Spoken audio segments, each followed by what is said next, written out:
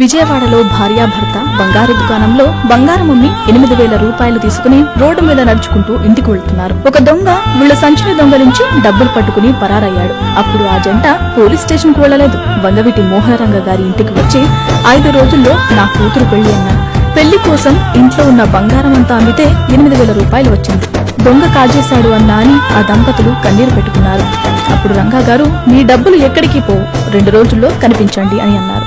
3వ రోజు ఆ దంపతులు రంగగారి ఇంటికి వెళ్లారు. రంగగారు, దొంగ దొరికాడు, ఇదిగో మీ డబ్బు అని ఇచ్చారు. అన్నా, ఇందులో 10,000 రూపాయలున్నాయి. అప్పుడు రంగగారు, కూతురు పెళ్లి అన్నావు కదా, నా చదివింపుగా 2,000 రూపాయలు అని చెప్పారు. ఆ దంపతులు ఆనందంతో అక్కడి నుంచి వెళ్లిపోయారు. రంగగారి అనుచరుడు, అన్నా, దొంగ దొరకలేదు కదా, దొరికాడు అని ఎందుకు చెప్పా, డబ్బెందుకు ఇచ్చా అని ప్రశ్నించాడు. అప్పుడు రంగగారు, దొంగ ఈ రోజు కాకపోతే రేపు దొరుకుతాడు, అక్కడ ఆడబిడ్డ వివాహం ఆగకూడదు, వాళ్ళు పోలీస్ స్టేషన్ కి వెళ్లకుండా మన మీద నమ్మకంతో మన ఇంటికి వచ్చారు, నన్ను నమ్మిన వారి కోసం ఈ రంగా ఏదైనా చేస్తాడని అన్నారు. రంగా గారు ఎలాంటి మంచి పనులు చాలానే చేశారు. పేదరికంలో ఉన్న పిల్లలను చదివించారు. కష్టజీవులకు రిక్షాలు కొని మరీ ఇచ్చారు. ఆడవారి పట్ల తప్పుగా ప్రవర్తించే వారిని తోలు తీయించేవారు. పేదవారికి ఇళ్ల పట్టాల గురించి నిరాహార దీక్షలో ఉన్న రంగా గారిని దారుణంగా హత్య చేశారు. వంగవీటి మోహనరంగ నాయకత్వానికి నిలువెత్తు నిదర్శనం. నాయకుడు అంటే కండబలం కాదు, గుండె బలం ఉంటే చాలు అని నిరూపించిన వ్యక్తి.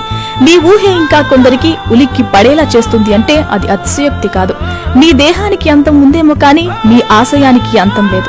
బడుగు బలహీన వర్గాల ఆశాజ్యోతి, ప్రజల కోసం తన ప్రాణాలు కూడా లెక్క చేయకుండా ప్రాణాలు అర్పించిన మహానుభావుడు, కులమత భేదం లేని మహనీయుడు శ్రీ వంగవీటి మోహనరంగ గారికి 73వ జయంతి కారణంగా ఇవే మా నీరాజనాలు.